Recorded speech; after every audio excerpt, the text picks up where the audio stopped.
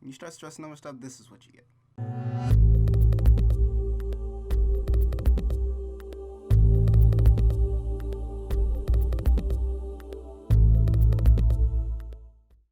Hey guys, it's Perk, and today we are back with a Storytime Saturday, and this week we are going to be starting on a whole new visual novel.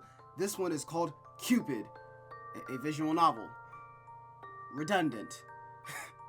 No, we're going to be playing CUPID, and it was because, of course, the art style grabbed me. I thought it was an interesting looking art style, but then there was also the fact that this visual novel takes place in the 1800s or so. So, this kind of caught my eye, and it seems like it's a romance tragedy. And as you probably saw, I put a disclaimer because apparently it's really like mature in certain things, as if the other one wasn't ridiculous mature, but this one is apparently gonna get mature. I don't know in what ways. So I went ahead and I put that little warning up, and this is a thing. So we're gonna try this one out because it was way too interesting for me not to. So let's go ahead, we'll start a new game, and we'll get right into this. Also, because I almost forgot, our snack of the session today is Hello Panda. These things are delicious. It's got like filling on the inside of the... Look it up, it's great. Playing as an adult. I just got an achievement. You can't see it, but it's pretty great. Anyway, so we start this out. I love you. I love you. I love you. I love you. Okay, dude, we get it. You love me. I love me too, if we're being honest. There's no need to explain. It's only natural. A mother loves her daughter more than anything else in the world. Does that mean my mom loves my sister but not me? Anyway. He hates you, doesn't he? Who? The whole lot of them despise you, don't they? Chasing you into the forest and gouging a hole into your leg. Whoa, okay. This got real quick. This got real quick. All because you smile at their husbands. And you know what? You deserve it. Whoa, okay, dude. This is victim blaming to the fullest. I know we're in the 1800s, but is victim blaming that big in the 1800s? Oh. Oh, yeah, I guess it kind of was, wasn't it? You freak. Okay. Now we're just name calling. That's not nice. You disgusting, horrible, filthy little girl. Ooh, is this dirty talk, or is this actually someone being about to be like burned at the stake? It's exactly what it kind of sounds like, if we're being honest. Didn't I tell you to stay away from them? You never listen. Serves you right for being the little slut you are. Holy crap. Okay, so that whole thing about victim blaming, yeah, no, this is a huge victim blaming moment right now. Also, the looping of the rain I just heard. That's always a fun thing to be able to catch. ... But you don't have to worry, my darling. How you gonna call her a slut and then call you like my darling? Like, it's all right. Even if the whole world wishes you dead, I promise you this: your mother will always be by your side. Priest. Let's see if I can get a priest's voice going. Let me move my mic a little bit. I apologize. Let's get my priestly vocals on. My goodness, child. Whatever has happened to you? Yo, what? A girl was slumped in the doorway, soaked by rain. Her legs were covered in dirt and blood. She lifted her head upon hearing the priest's voice and stared at him with blank eyes. Bless me, Father, for I have sinned. Yo. She hobbled forward, her bloodied leg giving way. Automatically, the priest rushed forward to her safety, to steady her. Sorry. Years of spiritual training had prepared him for the most unexpected guests to his church. He sprung into action. He ushered her to a pew, brought out some clean cloth and antiseptic, and began to bandage the wound on her leg. Yet throughout all of this, he found that he couldn't take his eyes off her. He would be gazing at the roll of bandages in his hand. Deciding how to tie them. and then out of nowhere he would be staring into her eyes. Even with all the mud and grime smeared across her face, he couldn't deny that she was absolutely beautiful. How old was she? 20? 18? 16? Okay.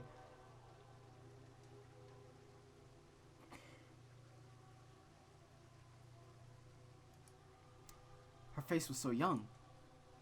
The priest had long since aged past his desire for the opposite sex, but somehow, something about her enraptured him. When he realized his own thoughts, he quickly steered his mind toward other matters. My child, what happened to you? She seemed to take all the time in the world before responding. He looked at me. Looked?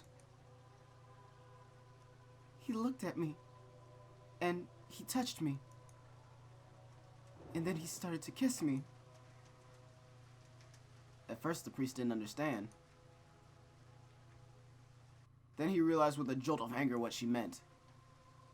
It was happening more and more often nowadays. The young men of France these days were spirited, uncontrollable ruffians.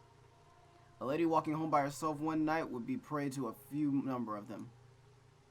Lust. One of the 7 deadly sins, one that the priest personally despised the most. Furrowing his brow in sorrow, the priest laid a hand over her thigh. You are safe now. You are safe now, child. God's house is a sanctuary for the faithful. I don't think he'll protect me.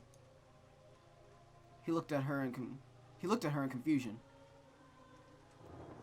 You see, Father, I have sinned again.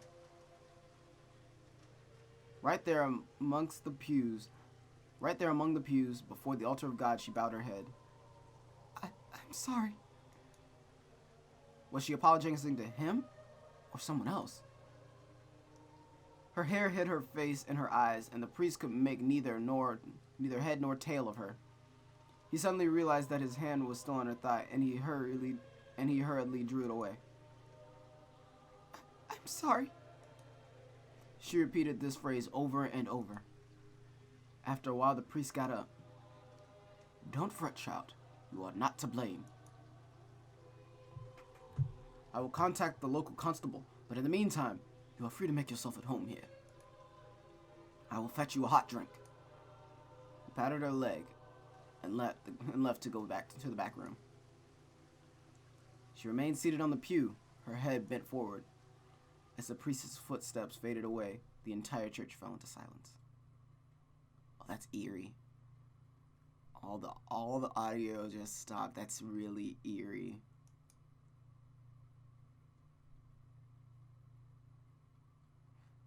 Man. Anyway. Now that it was the dead of night, the clouds covered the sky. Barely a sliver of moonlight filtered through the stained glass.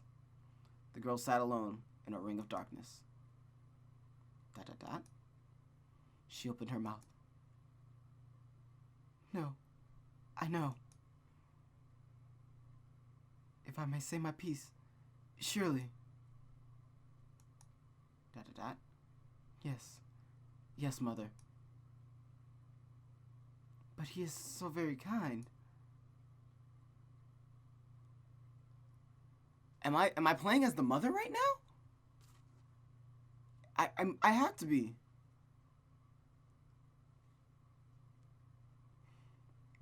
Oh my god. Choices so early on. God, okay, so I didn't open my food earlier, which I should have. I meant to, but I immediately wanted to get into this, and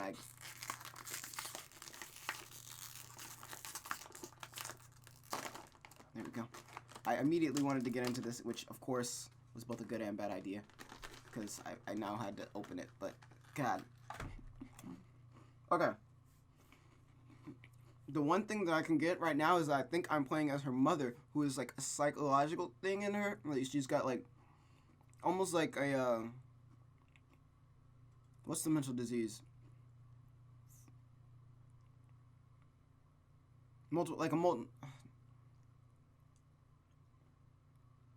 I can't think of it right now. Glynda, thank you. I can't think of it. Glynda just said it, but maybe halfway through this playthrough I'll actually get it. But Glynda will tell you in the afterwards because she's smart and I'm not. Yes, you're welcome. Go away now. This is my show. You're here for information. Sorry. I think I'm playing as the mother. She's got a psychological disorder, is what I'm guessing at this very moment. But because it's the 1800s, no one's gonna say that. Or maybe she's possessed. One of the two. But it seems like I'm playing as the mother that's in her head. So I'm gonna be nice and say I fear for your safety. Child, follow mother's words and leave. You saw the look in his eyes, didn't you? Ta-ta-ta. You cannot stay here. I think that's gonna be the mother's voice. I like that voice.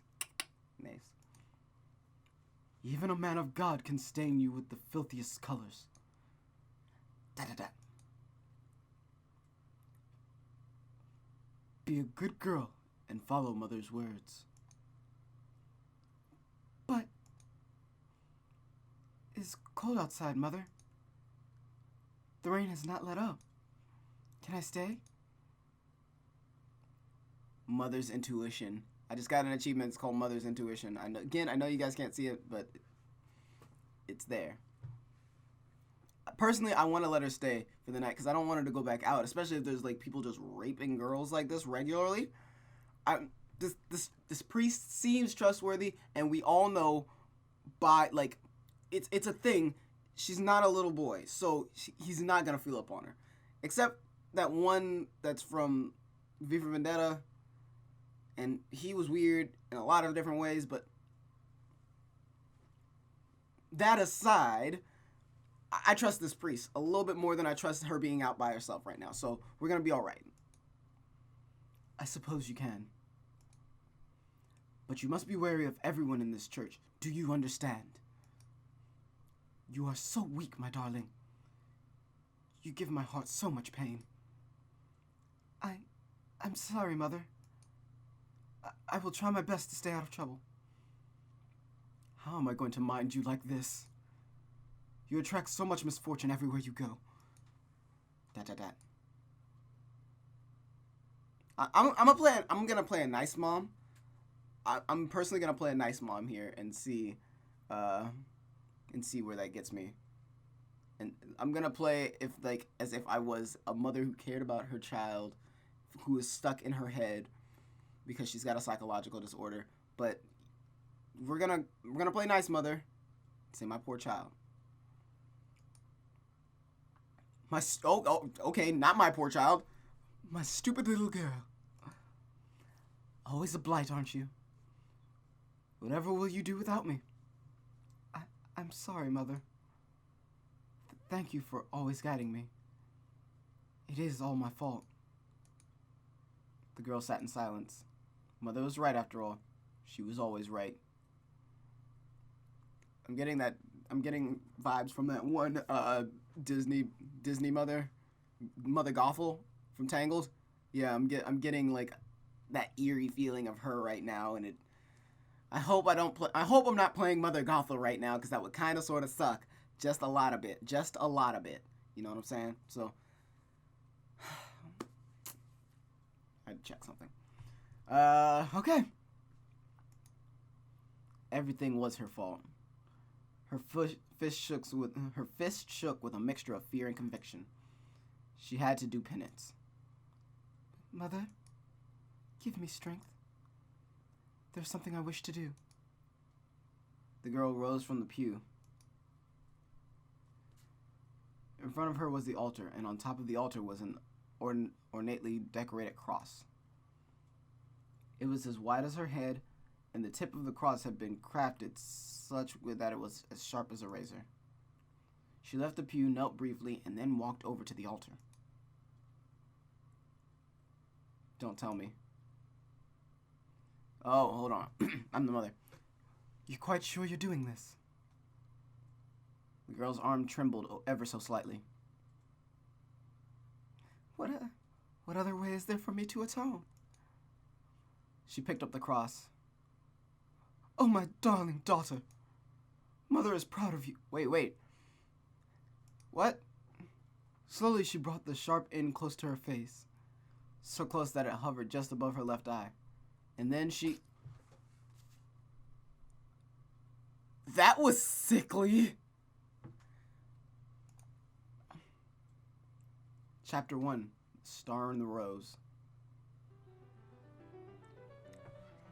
You can't go from that to this. You can't just do that. Oh my god. Look at her eye. Her eye's covered because she stabbed it's her left eye. And she stabbed, oh my god, she stabbed her eye. It's, ew. She's turning it, oh god.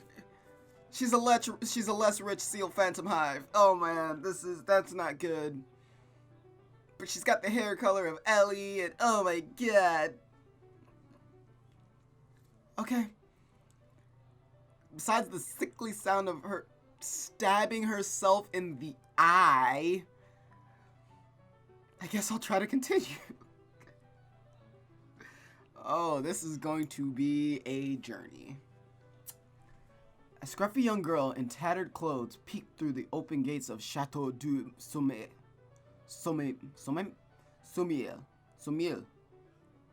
I think Sommiel. I know I'm probably mispronouncing this very, very badly, but you know, we gotta do something, so Chateau de Sommiel. We'll go with that. And I'll grab a cookie.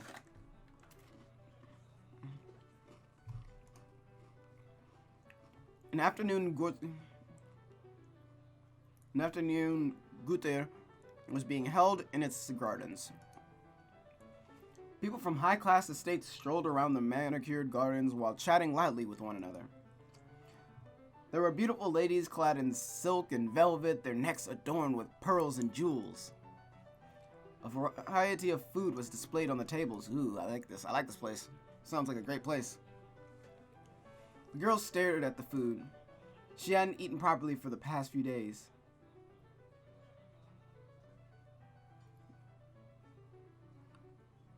I know she's hungry, so I'm just gonna... I already know she's hungry, so we're gonna be like, we must not linger. I'm just gonna tell her we must not linger. We must not linger in this place any longer. I detest it. Surely we can look around for a bit. It's still a little early. There was something else called to her other than the party itself. She walked to and fro from the gates, peeking at the... Ooh, I just kicked my computer. I am so sorry, Ukami. I'm so sorry. You okay? I literally just, like, back heel kicked my computer. I'm so sorry, Ukami. Okay, sorry. She walked to and fro from the gates, peeking at the crowd, despite the urgings of her mother to leave. Just a tiny glance would be enough. The girl smiled at the thought of him. The owner of the chateau, the Marquis de Gaulle. The girl was drawn to him. He wasn't the same as the other people. He seemed different somehow. That's how they all seem. And then you're gonna get raped! Because this is freaking ridiculous rape central here. It's like, oh, there's a girl, time to go rape her. It's like, no, that's not okay. It's rape everywhere. This is gonna be an interesting book. This is gonna be an interesting novel. I can tell. We can already tell. But, nonetheless, I digress. He was kind to her and would always hand her food when she delivered flowers. Aww. Oh, look at her. She's got the little blushing. How long has she had that on? I wonder now. She smiled at the thought of him ever since then. Oh, that's adorable. Anyway, someone's got a crush. Anyway. Her heart felt at ease with him. I could say I do not care for him. I really wish there was a nicer motherly option. Like, he is dreamy, isn't he? But you must not dawdle. If I was a mother, I feel like those would be all my words. He is dreamy. But remember, he's a higher class than you. You mustn't dawdle on dreams. I sound like a parent trying to clip my daughter's wings. I hate the thought of that. Anyway. I'm trying to be very, very tactful with how I tell her things. Because the way you tell kids things is very, very, like, important to how they actually take what you're saying. Like, so I'm going to try to be tactful. I'm going to try to continue to be tactful. I do not care for him. How about that? I do not care for him. But I wish you would stop oogling some man like a common whore. Okay, I try to be tactful, then my character just decides she's going to call her daughter a whore. That's cool. That's how you do it. Good parenting. I just want to see him, Mother. What for? What good does presence do you? What good does his presence do to you?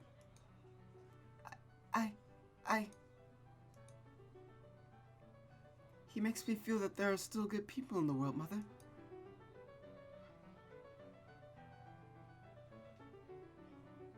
Wow. There are no more good people in the world, child. It is hard to say. If we're being motherly, honestly, there are no more good people in the world. Back that time, somewhere back then, somewhere back in the 1800s, and like the time they were starting to like spread, like Europeans were starting to spread across the world. Yeah, no, that's about the time all good people started to leave the earth because everybody then had to fight. It was crazy. It's crazy. So I'm gonna have to just, I'm not even gonna say it's hard to say. There are no good people in the world. There are no... Cynical Mother. I just got an I'm telling you guys these achievements as they come up. It's literally called Cynical Mother. Oh my god. This game criticizes me. Hold on. This game is criticizing me for my choices. How dare you? I might actually, if I continue to get like achievements like this constantly, I might turn my achievements, turn the ability to see the Steam alerts on in the video. I can do that, but if you guys want me to, let me know down in the comments and whatnot. But like, if they continue to criticize me like this, I might have to do that so that you guys can see the criticism so it doesn't look like I'm freaking crazy. Right now, the only way I think I can show you is if I take a photo of it afterwards and like put it up and just put it up in the corner as if it popped up. But we'll see what happens, but depends. Anyway, there are no more good people in the world, child. The world has run out of how's the world just ran out? Yeah, we're fresh off. There's none coming in the truck. We're ordering some more in the next century or so. So, you know, just be back in like a century. All that is left are manipulative souls who appear kind on the outside. Holy crap, I am very cynical. I know I'm a cynical person. This is ridiculous. Like, I'm gonna need you to see some bright sides, Mother. Because they need other people to survive. Ultimately, they only care for themselves. Don't you think I'm a good person, Mother? I kinda wanna be a dick and just say, of course not. But at the same time, my daughter is like, she's already a very fragile child. I love how I'm talking like I've known her for so long. But,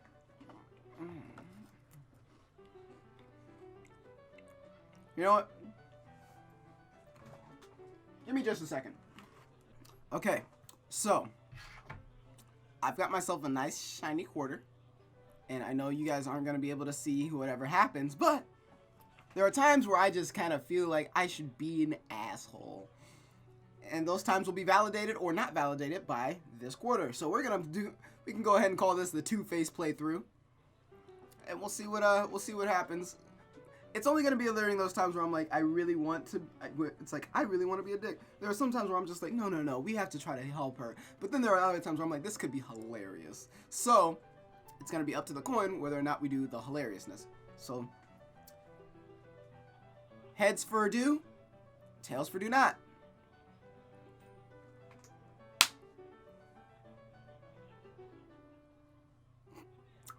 Not. The quarter has spoken.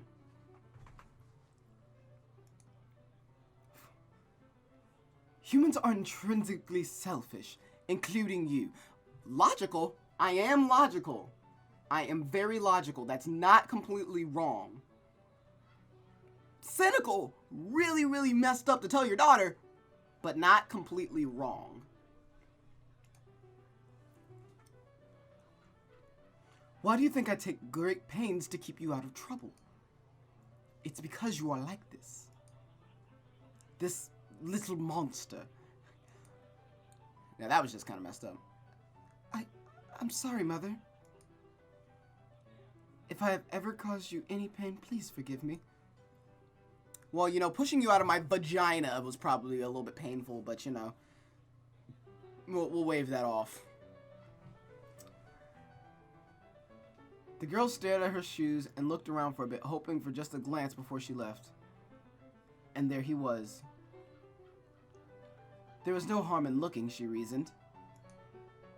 She would never enter the Marquis's world. Let her heart be filled with hope. He turned his eyes in her direction. Did he smile at her? The girl's heart stopped. Hey, I'm gonna need that to keep beating. I may be psychological, but I'm only alive if you're alive, so stay alive. Anyway. Did he recognize her? She beamed.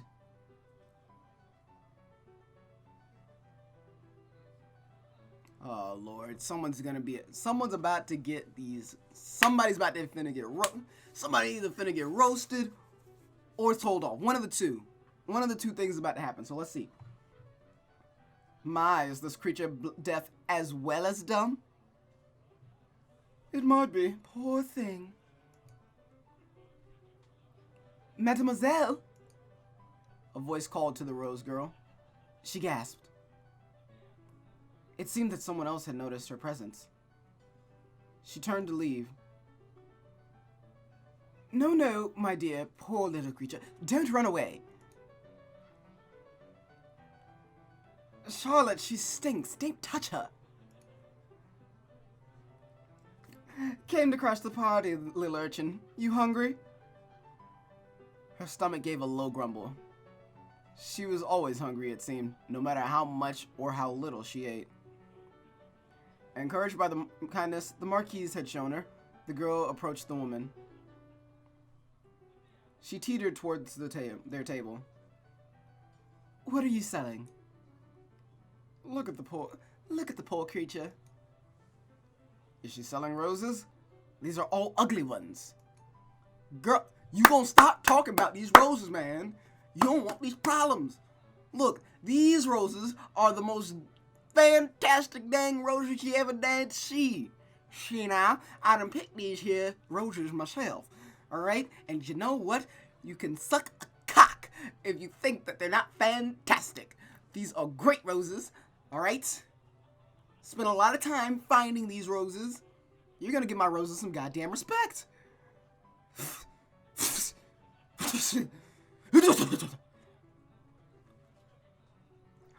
But not as appealing as the rags she's covering herself in. Are you trying your best to be this repulsive? She's really trying to get these. Let me see her. I'm finna roast her. I'm finna roast the fuck out of her, man. She done pissed me off. This Court Lady 3 about to get it, man. Yeah, Antoinette, she about to get it. She's about to catch these hands. She's about to catch these problems, big fella. Dang right. Now don't be mean, Antoinette. Perhaps it's the commoner's fashion nowadays. They laughed while gawking at her and her wares. Oh my, she only has one eye. She has only one eye. Ghastly, but I can't look away. The other lady nodded her head. Like a sideshow attraction, you mean? The freaks at the carnivals. She's darling in her own dirty, monstrous ways. Maybe we can keep it. Hello, do you want some bread, urchin? Dat. Well, speak up. Maybe her tongue is short. Add that to the list of her sterling qualities. No, Antoinette's really about to catch these hands. She keep talking. She about to... Quiet, Antoinette. Thank you. Because I was about to have to fight her. She was about to catch these problems. You know, you was gonna catch these two sea urchins right here. Boom, boom. She was going, yeet. Oh, I'm done. Come on, don't be shy. Dat. Do you want some food? Let us hear you speak. Yes, madam. What? Yes, madam. I would be grateful. One of the ladies clapped in mockery at her reply. Oh, she talks. Of course Antoinette was the one. The ladies handed her the bread, but it was snatched away just before her fingers grazed it. Not before you dance for us first? Bro, these bitches are trying to catch these hands. Ooh, make her do a handstand. I've seen one of the street people do that. Quite marvelous. Now, I'd like to see that. This party is getting quite boring.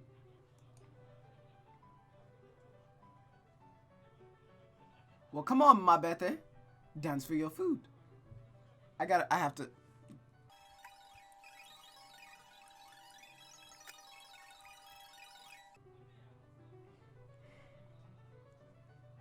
Glynda, you want to tell them exactly what ma bete means? Because I'm about to catch... They really about to catch these hands.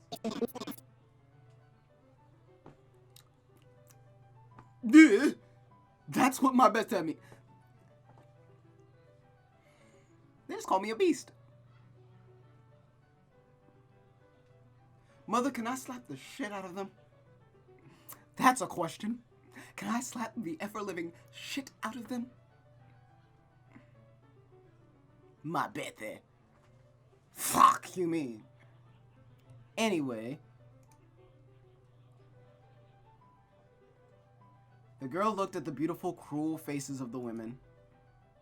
That look on them. It was burning desire to hurt something simply because they could. She knew that look. Before they touched her and hurt her, they had that burning look in their eyes. Oh, look at what you did, Claudia. She's shivering like a leaf. Poor thing. The lady was laughing as she said those words. I didn't do anything. She should be grateful we're even offering her this much. Besides, these commoners are supposed to be jolly in their misery. Okay, yeah, no, these people need to get slapped. Come on, girl, show us your joy. The girl moved away as they laughed. Mother, please save me. Mother?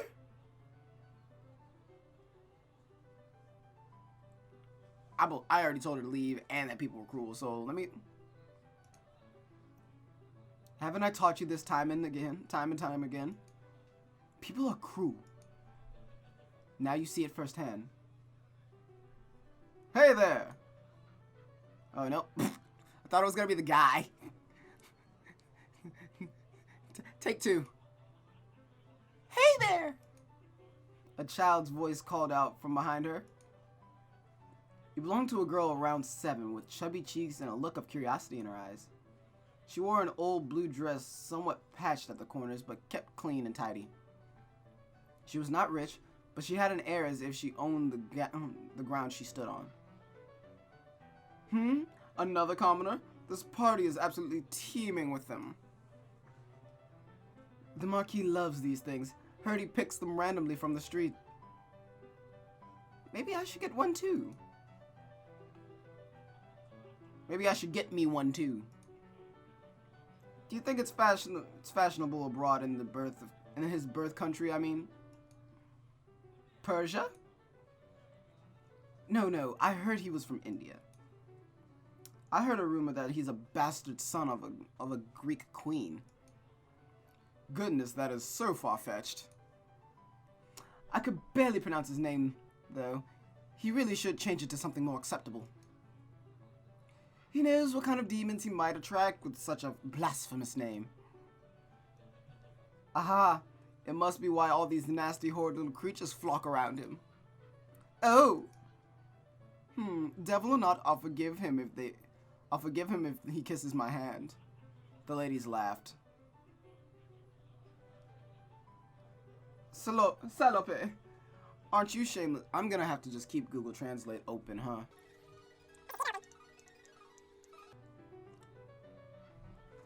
They catching hands. Nope, they catching hands. They are about to catch. That means slut. They are catching these hands. Give me an option. They finna get wrecked. I don't care what the repercussions of it is. They can catch these problems. They just called me a slut. Okay. Slope, aren't you shameless?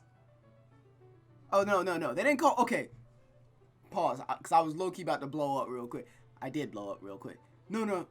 She's calling her friend a slut. Oh, you slut. I should give one of them a Valley Girl voice. Just completely throw off the timeless era that I'm trying to go for. Don't lie. We all know why we're here. The ladies gossiped amongst themselves, openly ignoring the girl. The young girl took the sliding with a shrug. She approached the table and asserted her presence. What you doing? Goodness, they don't take a hint, do they? Throw something shiny in, it might distract them. Hey, you've been holding that bread for a long time. Aren't you gonna give it to her? She pointed at the shabby rose vendor. Why do you care? Do you want bread for yourself? I bet she's hungry too. I know, maybe you should toss the bread and see if they fight for it. The ladies laughed to themselves. The girl stared at them with confusion. Her brows furrowed in a childlike understanding. Next thing everyone knew, she had swiped the bread from the woman's hand. Oh my! How rude! Horrible, filthy girl! Give that back! The girl sniffed the piece of bread and nibbled at the surface. Yummy. It's still warm. She shoved the bread in the urchin's face. The scrumptious scent of bread flooded the rose girl's nose. Lick it. The sugared butter tastes good. No, you devil child. Give that back. The urchin licked it. Her tongue was coated in sweetness. She stood there, squeezing the taste in her tongue. The girl grinned at her, and she couldn't help but grin back. Sorry, here you go. It's all yours. Ugh, disgusting. Like we're going to eat anything that's been in your filthy mouths. Oh, did she? Ha, she tried to give it back. That's hilarious. Wow, so this is ours now? You ladies are so nice. Cheeky little brat. I'll have you thrown out of this party. I'll have you... Oh. Whew. Oh my. Bloody hell. Bloody hell.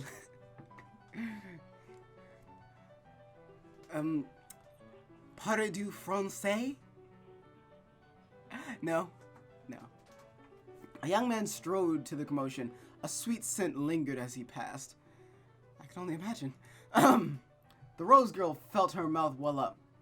His presence filled her body, almost as if her hunger was abated. She blushed furiously. What a strange effect he had.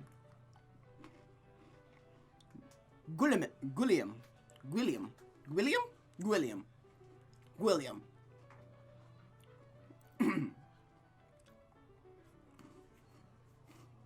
Hold on. I can already tell I want him to have a really nice voice, so I gotta think of how I want to do this. So give me a second while I think about this.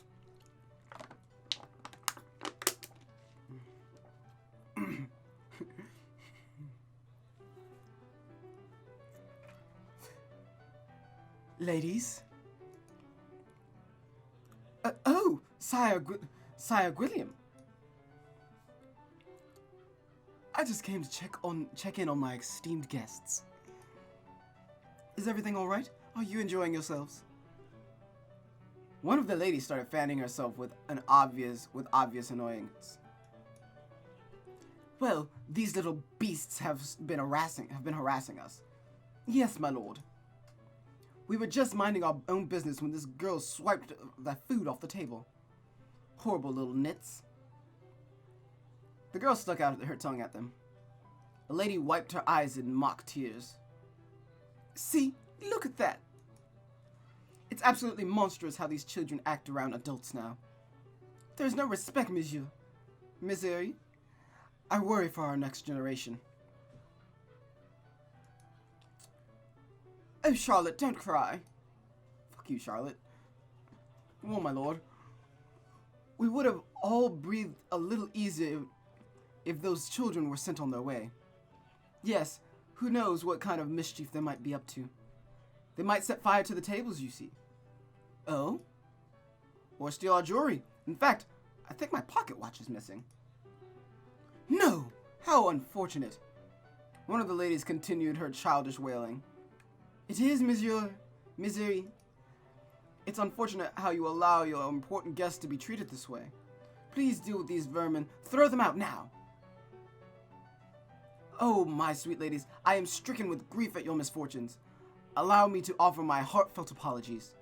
Unfortunately, this child is my important guest today, and you are, sad to say, paltry squatters.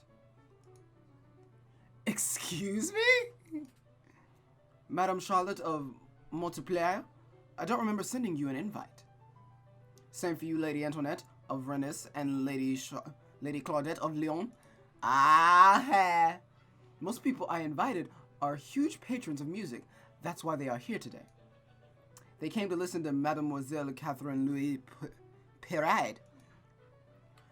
She is the 7-year-old piano prodigy who played for the Queen last summer.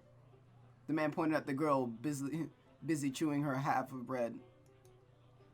The Rose Girl just stared at the unfolding situation. Well, that's... I am sure you were aware of that, were you not? No matter. I'm always happy to see you, ladies. It is my pleasure to have you here. But I hope you don't mind giving some of the food to my townspeople. I hope you don't mind giving some of the food away to my townspeople. That is why I keep my gates open. My servants are instructed to serve anyone who passes by, not just my guests. But don't you fret, my darlings. There is plenty more to be served.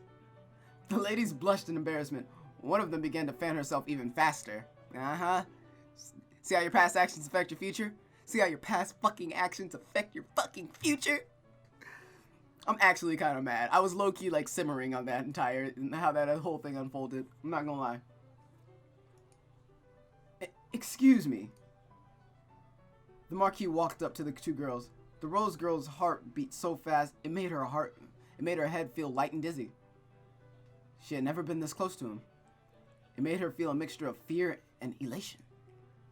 Lady Catherine, your father has been looking for you. It is almost time for your performance. The girl looked up at the Marquis and did a little curtsy. My apologies, sire. I didn't mean to cause a clatter. Gwilliam chuckled. I saw the whole thing, ma chérie. You put those ladies in their place. They were being mean to her. Gwilliam narrowed his eyes at the quiet girl. She hid behind her basket of roses. She couldn't look at him directly. He was like the sun. It hurt just to be in his presence. Yet there was a relief in her heart. Yet there was a relief in her heart as he stepped closer to her.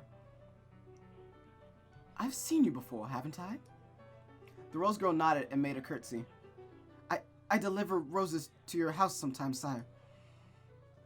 Oh, that was completely out of voice. Let me try that again. Take 2. I deliver roses to your house sometimes, sire. Yes. The girl with the sweetest face. The rose girl blushed. I love your roses, by the way. They stay fresh longer than they should. You tended them with love. Thank you, sir. Sire. Do you have a name, young lady?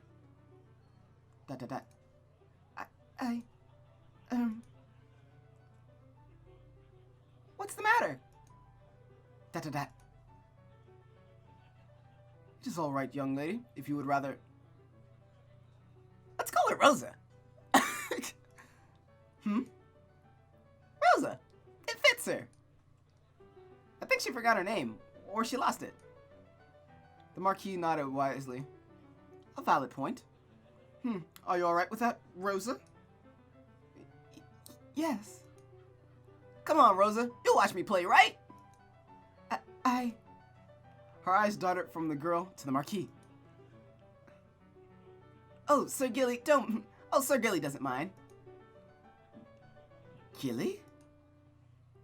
He's really nice to me and my family. And he helps the people around town, too. He won't throw you out. The Marquis held his right hand in the air as if swearing an oath. I won't. See? Come on, you're invited now. You're my special guest. There's plenty of food inside too, Rosa. Please, help yourself.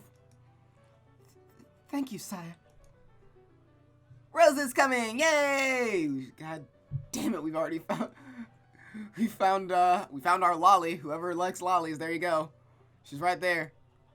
She's there for the taking. Now this is my first public performance. Now this is my first public performance, Rosa. I'm a bit nervous. Catherine scratched her head. What will I do if I make a mistake? Papa will be very upset. The Marquis knelt in front of Catherine and rubbed her shoulders fondly. You won't make a mistake, ma chérie. As long as you put your heart into the keys. Play to touch your audience, and any mistake won't matter. Do you understand? Catherine stared at the Marquis. Not really. God fucking damn it. The man chuckled. You will someday. Just play your first song with me in your mind, will you? Something that you think will make me smile. William held Catherine's clear young eyes in his gaze. He kissed her hand. It was covered with sticky sugar and breadcrumbs. Catherine blushed. It was her first time she looked embarrassed by anything. It would be my pleasure, sir. Catherine trudged up the wooden podium and walked towards the middle of the stage. The crowd's chatter died down. She curtsied in front of her audience, waved to her father, and stole a glance at William. The man gave her a tiny nod. She sat down in front of the piano, admiring the cream and ebony keys underneath her fingers. I love how they didn't want to say ivory. Since ivory, you know, it's kind of... Anyway. Although ivory was definitely used during this time period, it probably would have made it easier if they said ivory and ebony. Ebony and ivory keys, but you know, what else? Her own piano was broken and beaten. Father had sold his horse for it. The A3 key never played, and the strings would creak when it was cold. But it had never failed her. She knew the keys like they were her own fingers. She whispered to the new piano softly, as if coaxing a beautiful, untamed animal. Let's be friends, okay? She saw Rosa at the far end of the podium, watching her diligently. Delightly? The fuck is going through my mind? There was a renewed vigor in her blood. She could hear the keys calling out to her. A song that would make him smile. She placed her fingers on the keys. She began to play.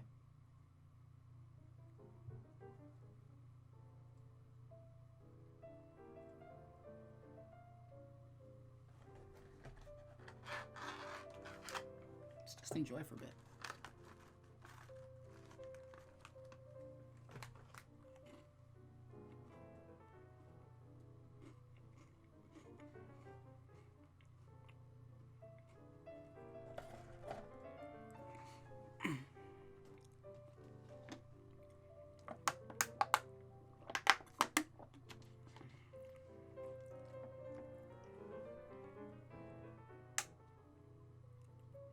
So little known fact, I actually do really enjoy classical music, like a lot. It's honestly between hip hop, electronica. I listen to a lot of Japanese music and Korean, or not Japanese, J-pop, K-pop, all those blah blah blahs. But classical is honestly in my top 5 of things that I listen to a lot. That people always kind of give me a weird look for. They're like, huh? They give me that look because they're like, what the hell? I actually, yeah, I like classical. I have a very broad liking for my music, like my musical tastes. They're very, very broad. But all that being said, let's continue. At the ring of the first few notes, it became apparent to the audience that the girl was something special. Here was a little girl barely tall enough to reach the pedals on the piano, playing it as if she owned it. There were times she'd miss a note or two, but that didn't matter. She played the song to make someone smile, and it touched everyone present. Her musical skill was far beyond her years. Her fingers caressed the keys as if she was making a flower crown, carefully weaving the petals. She knew the correct way to tie the leaves so that they wouldn't tear, like all smart little girls did. As the piano sang under her hands, Catherine seemed to disappear right in front of the audience's eyes. She was just a vision, after all, someone leading them down a dream. A dream of a garden, the springtime, the shade of the tree on a windy day. Whoever wrote this, very fantastic use of imagery. I love it. I'm taking a couple notes. I'm just taking just a few notes.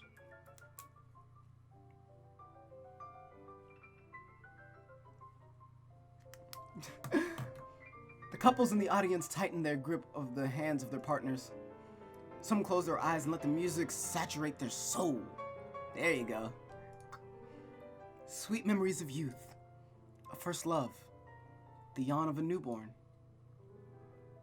Rosa's eyes shone as she stared at Catherine. Her heart was captured by this image of her. A young girl swaying her head to the music, smiling as the notes poured out of her. She couldn't take her eye away from Catherine's glowing face. Was this happiness? Was this love? She looked like she was in love. And she was, wasn't she? In her innocence, she was still in love with life. In love with her family, with her pets, in love with her every new discovery. She was full of hope. It was a bittersweet feeling for Rosa. A happy teardrop rolled down her cheek. She wanted to warm herself in that hope if she could. In the audience, William and Catherine's father sat beside each other. Sir Parad, your daughter is amazing. She is, isn't she? I mean, pardon my arrogance, my liege. I'm a very proud father, you see. No pardon necessary, sire.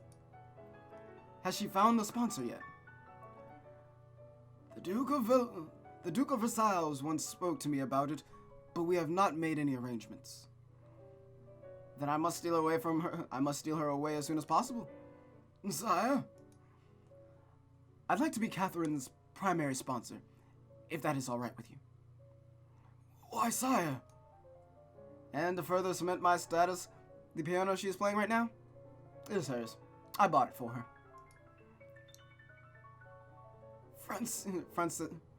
Francois' eyes widened in astonishment. That is... Francois gulped. That is beyond generous, my sire. William smiled. Well, I must make it hard for you to refuse me, you see. I took the opportunity of asking you outright. You see, the Duke might offer an extravagant piano plated in gold. In that case, I have no choice but to humbly concede. What? I'm kidding. The Duke of Versailles is the worst miser you will ever meet. The man chuckled. Of course, I shall be paying for her musical tutoring as well. As required. Along with an ample stipend to accommodate your family. ... Ah, you don't have to look so surprised, monsieur. Monsieur Parade, your daughter is a star. There's an effervescence about her that enraptures the soul. There's no doubt in my mind that she will succeed. Thank you deeply, my liege. Please, call me by my name, monsieur. Let me remind you that this generosity isn't without charge. Her tutoring will be done at my house. I want to monitor her progress. Apart from that, I'd very much like Catherine to visit me and play for me time to time. Music is one of my true passions. Her presence would benefit my mood tenfold. Of course, sire. That is a small price to pay for all your offers. On the contrary, monsieur, you don't have to decide now. Kindly think about it. Thank you, my lord. Sir William. After the performance, Catherine and Rosa went to the Marquis's gardens to play. Oh, that perfect fade! Ah, that's so good. It's so good. That fade was so well. Anyway, François and William lingered on their table, sorting out the details of Catherine's further education.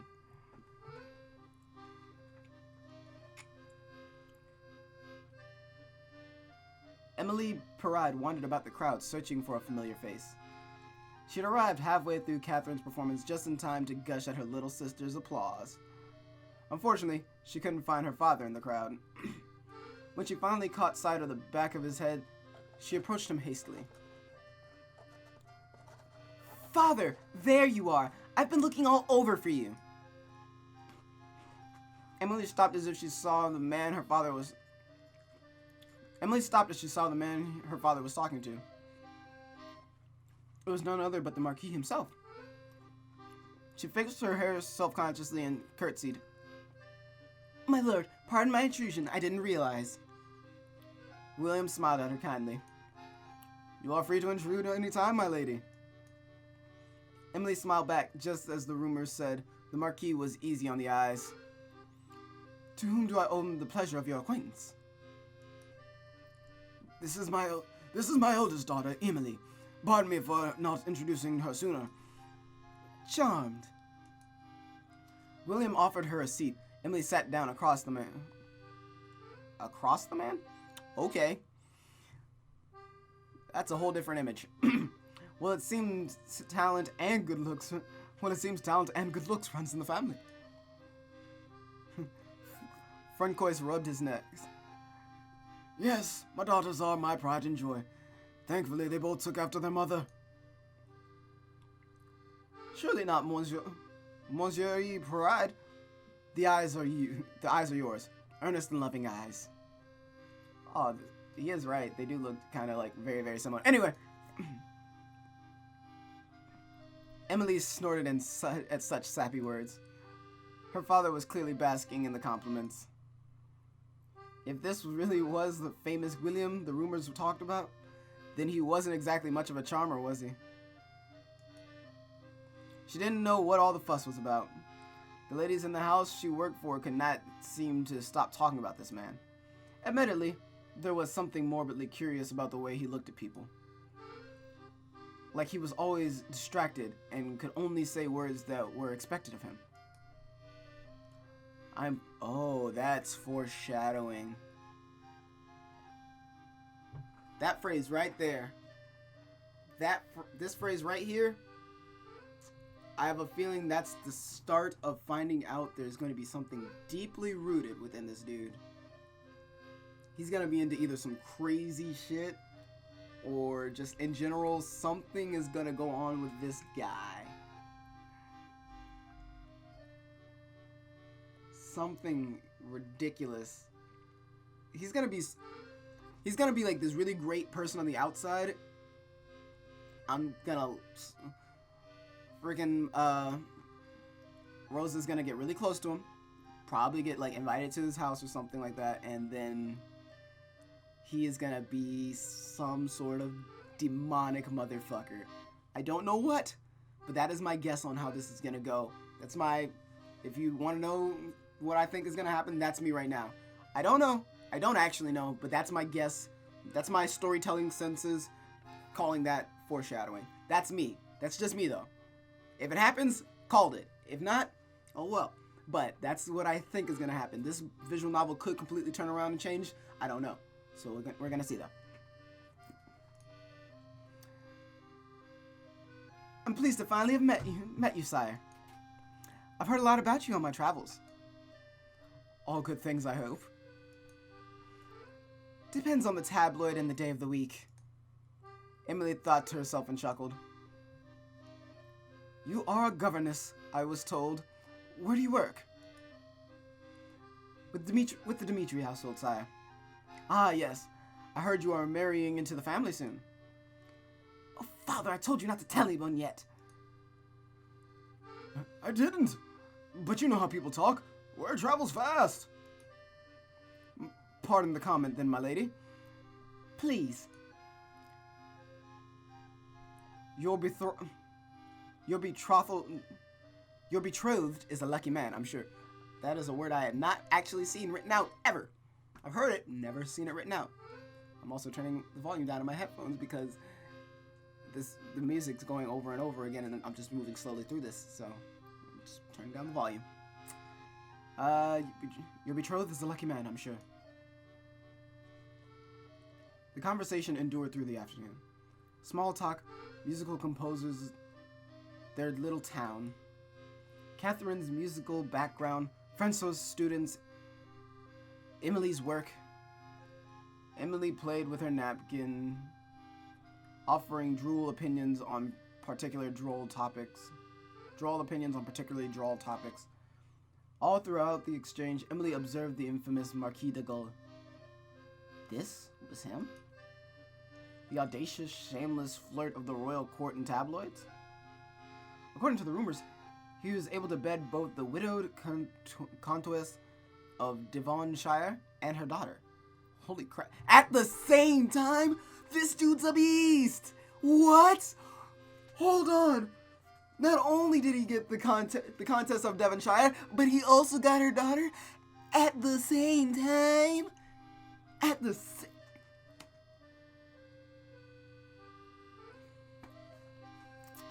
So, dude, you want to, like, tutor me a little bit? I need some... I'm not the most socially accepted person.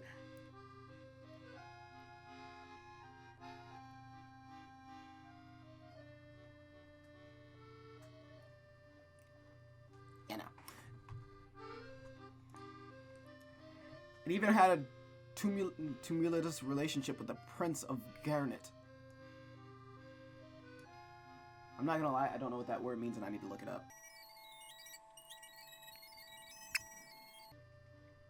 Making a loud, confused noise, uproarious. Or, what was the other one? Excited, confused, or disorderly. Nice. Nice. He didn't limit himself to royally, or so the tabloids said. His latest fling was with an English poet, who they say almost killed him when he was caught with another man.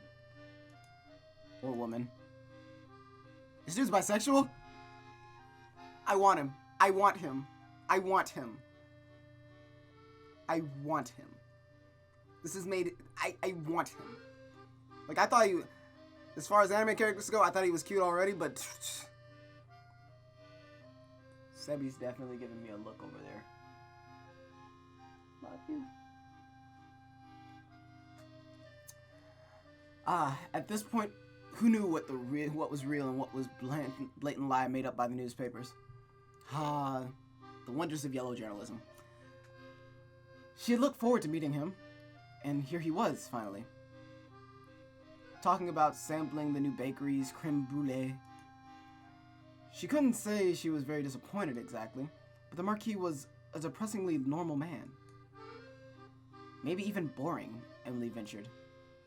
She watched as his gaze flickered across her hair and her nose before lazily trailing away. How infuriating. She wondered if he would suddenly say something coy, or insist to dance with her. Just something outrageous. Honestly, so she could shoot him down. This man whom everyone was interested in. That would be a small victory for a reasonable woman everywhere. For a reasonable woman anywhere. But the Marquis was nothing but polite. He did not oogle. He did not touch unnecessarily. No audacious gestures or suggestive winks of the eye. He would not even look at her for more than 2 seconds. Maybe she was not pretty enough to flirt with. Emily bit her lip, but she shouldn't be thinking that. But there were also times that he would quietly look into her eyes when the conversation lulled. When the words spoken were without meaning, their eyes would converse further. Oh my. To Emily, he started to look lonely underneath the facade of caprice. He seemed tired of all the gallivanting, the rumors, and the numerous flings. We are all a little lonely, aren't we? Perhaps even he? He invited the family over to the chateau and commented on how empty the building felt sometimes. Music was his guilty pleasure. I don't know why I said hi. It got him through the cold nights, he said with a grin. With a sad grin. How he wouldn't mind a warm soul to touch. And before she could stop herself, Emily had begun to imagine his lips on her neck. On one of those cold nights. Emily shook her head, trying to erase the thoughts in her head. It was fantastically done. Oh my god, that was beautiful. I'm taking that as a note. Oh my god. In case you guys don't know, I'm very into I'm very into film and all that type of stuff, and I take a lot of inspiration from all the different mediums that I do because I feel like everything is a surrounding experience. It's why Overwatch is one of my favorite games right now. It's because it combines all these different experiences to make one world and experience. So I freaking love that. And I always take notes from the different things that I do, like playing video games. As much as I love playing video games, I like how they do storytelling through not speaking. All that type of stuff is like, I love it. So I always try to take notes when I see something that I really, really do like. I like the way that they did stuff, I like the way that they I like the way they portrayed something as highly erotic as what she was thinking in such a very, very calm manner like that. It was really good. Kudos to them for that one. Emily shook her head, trying to erase the thoughts in her mind. They were having a perfectly mundane conversation. She didn't know where those thoughts came from. Fortunately, her father didn't seem to notice. We see you. Music and loneliness struck a nerve with Francois' pride. He had immersed himself in his music, tutoring his students and Catherine ever since his wife had gotten sick. Aww. It had been 6 years. But sometimes the nights were cold. For Francois, the Marquis was speaking to his soul. I know y'all probably saw that. It was disgusting. He was a kindred spirit. He wasn't a pompous showboat like all the other royalties Catherine had played for. The Marquis even had a wine collection he wanted to show Francois. Such a down-to-earth, generous young man. Emily, your face is flustered. Your face is flushed. Are you all right? I'm fine. Just the sun. Just the sun, probably. This was not true, of course. The afternoon sun had already lost most of its heat. Thankfully, Catherine provided a distraction. She ran towards their little huddle and flung her arms around her father's torso, chattering happily about gardens and butterflies. A young, ragged girl followed behind her. Emily wasn't sure how old this girl was. Her dirty blonde hair hid the left side of her face. You could see faint traces of scars peeking through. A surge of motherly affection caught hold of her heart. Hello there, young lady. The girl looked down at her rose. The girl looked around at her toes, but gave her a shy smile. I see you've made a crown of flowers. You look very pretty. Thank you, madam. Catherine gave it to me. Sister, this is Rosa. She's really nice. She knows the name of all the flowers in Sir Gilly's garden. Catherine, there you go with the silly names. Sister, help me convince Papa to let Rosa stay with us. Catherine? Papa, please. Please let her stay with us. She doesn't have anywhere to go. Now, Catherine, that is not very nice. Rosa here is a girl. She is not a kitten you can just pluck from the street and take home like you do with stray animals. Goodness knows we have all the stray cats of France living in our house. Yes, I know she's not a kitten. I know she's a girl. But shouldn't we take her home even more so? Franco sighed. Gilliam chuckled under his breath. He was clearly enjoying this exchange. Your daughter has some very unique views, Sir Pride. Well, Sir Gilly, what do you think? Huh? William's face lost his casual bystander look. You're a Marquis. I'm sure my father would follow your orders, right? Shouldn't we take Rosa home? William's brows furrowed at being put on the spot so suddenly. He stole a glance at Franco's, who was silently pleading him with his eyes not to humor the child. He cleared his throat. Well, I'm sure it's up to your father since he owns this house. Since he owns the house. He will have to clothe and feed Rosa, you see. Yes, but I've got that all figured out.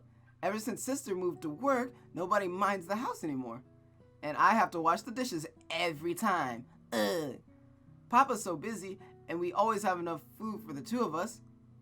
If Rosa stays, then I wouldn't be so lonely on my own. She'll wear Sister's old clothes and will mind the house when both Sister and Father are away. She can wash the dishes sometimes, and I'll wash them sometimes. William and Franco shared a look. And besides, if it were up to me, I'd have people take one girl home. If it were up to me, I'd have people take one girl home in their house and give her food. Girls don't even eat that much. Not as sure about boys. She thought for a bit. But I'm sure it's not too much that people can't take them home too. One time I ate a whole plate of potatoes and my stomach hurt. If Rosa was there, I wouldn't have eaten so much. Maybe. William couldn't help but laugh, but Franco's rubbed his neck in embarrassment. I'm so sorry, sire. She's very headstrong. Yeah. I need them to change their colors, because their colors are different. Also, look at her expressional change. Oh, there was lots of expression changes. That's very... Not that they don't do that all the time, but like that many expression changes I never really noticed. That's really nice. That means they put a lot of detail into this, and I'm really excited to continue doing this. Cool. Still got some more time to play. Father, I'm sure taking Rosa in wouldn't be much trouble for us financially. Yes. My new work pays better. I'm sure we can adjust. Well, about that. Perhaps if Rosa works in my household, it wouldn't be much of a burden to your family, Sir Pride. Dot. Part of my theory. I get one for that one. Sir Gilly is great. You are truly a kind soul, sire. Not at all. I'm sure I need her to help more than she needs mine. Isn't that right, Rosa? Dot. Ah. Look at that expression change.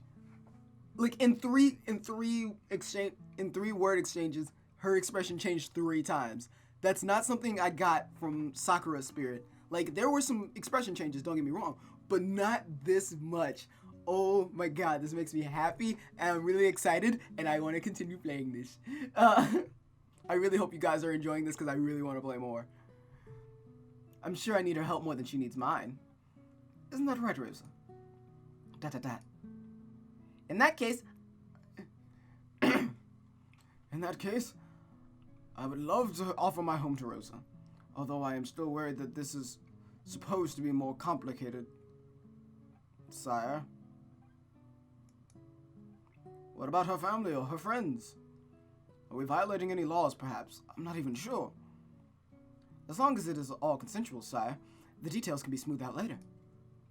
The girl was quiet the whole time. She looked at her toes or at Catherine. She was looking at her toes or at Catherine. Rosa, do you have any family, relatives, or friends you stay with? ... No, sire. My mother died a long time ago, but she guides me always. So please don't be compelled to mind me. No, don't go back to the streets, Rosa. It's September. It's going to be really cold soon. Sir Gilly will even give you work. Stay with us. But Catherine... Franco sighed in surrender. All right. She can stay for the night. Huh? Papa! Just for tonight. Then we'll see if she wants to stay for longer. Catherine, you cannot hold people in their place just because you want them there. Do you understand? If Rosa wants to leave, she may leave. You cannot keep her like an object. William cleared his throat. That is sound advice. Sir. Sire Parade. Yes, Papa, I understand. Rosa, please make yourself comfortable in our home. ... Thank you. Papa is the best! Catherine turned to William again.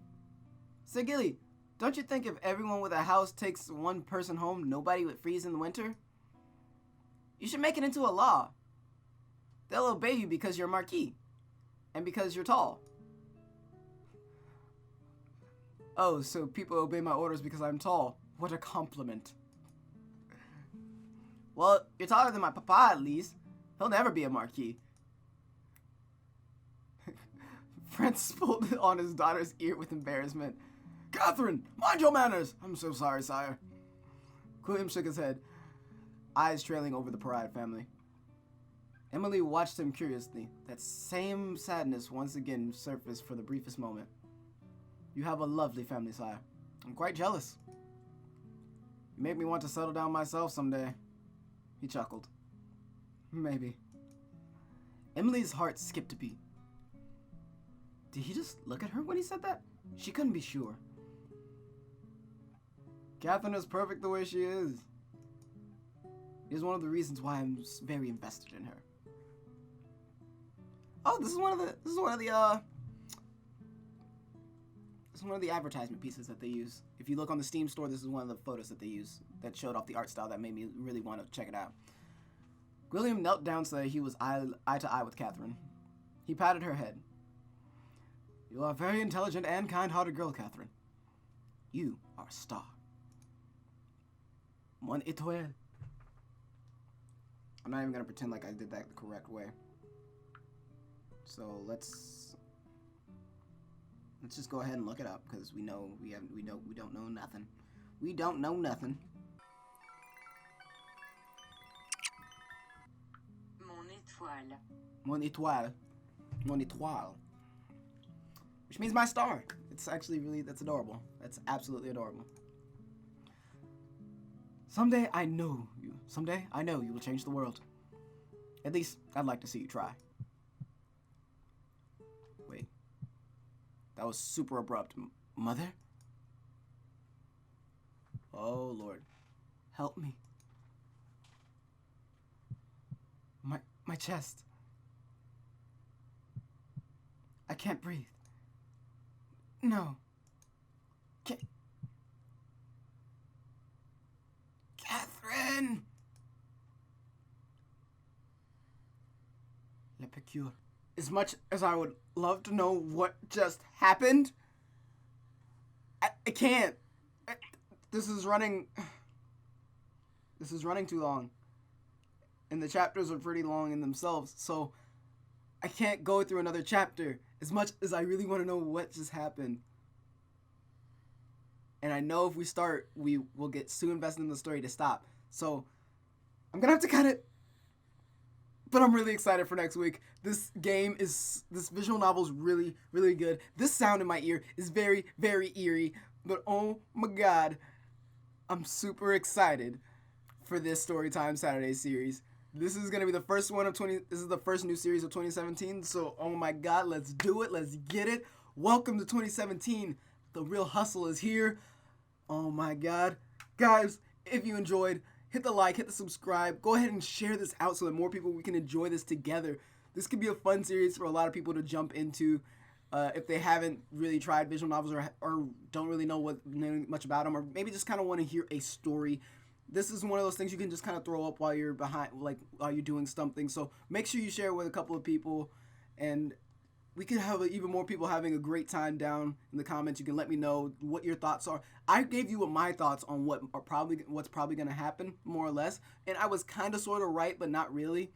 So I'm always going to continue to make what I think is going to happen. Make sure you tell me down in the description or down in the comment down below what you think and what you think is going to happen. I would love to know what you guys are thinking. Don't spoil anything. If you actually know, don't tell me. But definitely talk to me down in the comments down below about what you're thinking about this series and how you're liking it. What you think of the crazy voices and the fact that I'm really about to punch some fictional women in the face. Some fictional 1800s women. They're going to get punched in the face, calling me a slut and things like that. But besides that, guys, this has been so much fun. I don't want to stop. I really don't. I'm really tempted to click again, but I don't. I know I shouldn't.